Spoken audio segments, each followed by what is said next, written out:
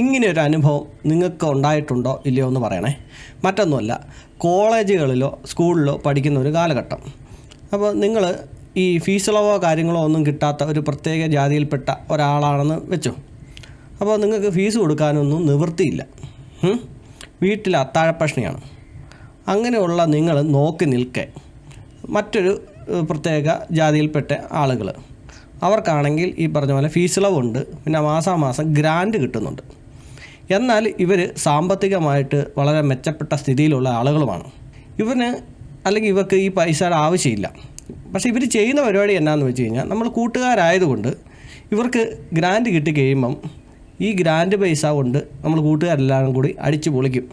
അതായത് ആ പൈസ അവർക്ക് വീട്ടിൽ കൊണ്ടുപോകേണ്ട കാര്യമില്ല. പക്ഷേ അവരൊരു ജാതിയിൽപ്പെട്ട ആളായതുകൊണ്ട് അവർക്ക് ഗ്രാൻഡ് കിട്ടുന്നു. അതായത് യഥാർത്ഥത്തിൽ അർഹർ നിങ്ങളാണ്, പക്ഷേ നിങ്ങൾക്ക് കിട്ടുന്നില്ല. കാരണം നിങ്ങൾ വേറൊരു ജാതിയിൽ ജനിച്ചു പോയി എന്നുള്ളത് കൊണ്ട്. ഇങ്ങനൊരു അനുഭവം നിങ്ങൾക്ക് ഉണ്ടായിട്ടുണ്ടോ?